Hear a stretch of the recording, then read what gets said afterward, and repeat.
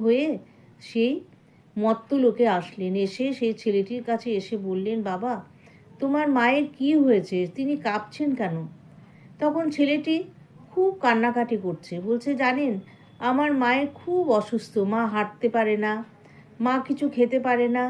আমি তাই অনেক ডাক্তার দেখেছি, কিচ্ছু হয়নি। অবশেষে আমি এই শিবলিঙ্গে এসে জল ঢালছি, কারণ আমার দৃঢ় বিশ্বাস এখানে মাথায় জল ঢাললে শিব ঠাকুর, তিনি তো ভোলানাথ, তিনি তো সব সমস্যার সমাধান করেন, এই বিশ্বাসটুকু আছে।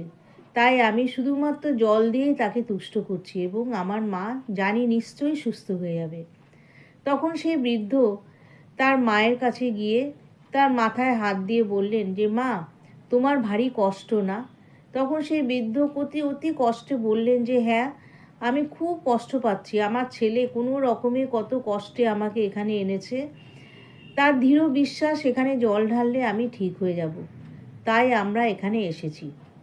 এ কথা বলার কিছুক্ষণ পরে সেই বৃদ্ধ কিন্তু সেখান থেকে উধাও হয়ে গেল এবং তার কিছুক্ষণ পরে তার মা আস্তে আস্তে সুস্থ হতে থাকলো এবং ছেলেটি তার বিশ্বাসে শিবের মাথায় জল ঢেলে মাকে সুস্থ করে নিয়ে নিজের জায়গায় নিয়ে গেল। তারপরে সেই শিব ঠাকুর আবার বৃদ্ধ হয়ে আবার সেই মত্তলোকে একটু পায়চারি করলেন। পায়চারি করে তিনি সমস্ত মানুষের দুঃখ দুর্দশা সব নিজে চোখে দেখে আসলেন এবং সব গিয়ে আবার কৈলাস পর্বতে গিয়ে পার্বতীকে সব কিছু বললেন। পার্বতী তখন বললেন যে তুমি তো ত্রিলোক, তুমি তো সব কিছু করতে পারো, সবার সমস্যার সমাধান করতে পারো, তাই মানুষ কোলে তুমি গিয়ে দেখলে এত কষ্ট মানুষের, তাই সবার জন্যে তুমি কিছু করো, এই অনুরোধটুকু আমার রাখো।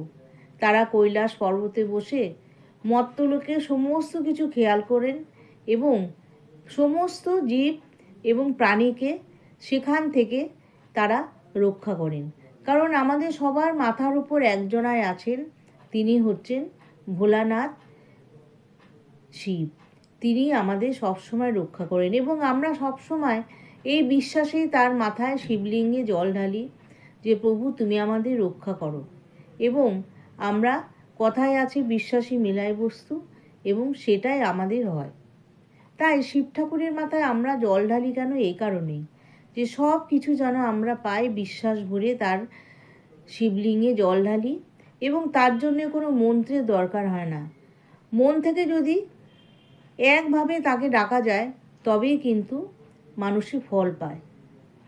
এটাই জন্য আমরা কিন্তু প্রত্যেকে শিবলিঙ্গে জল ঢেলে থাকি।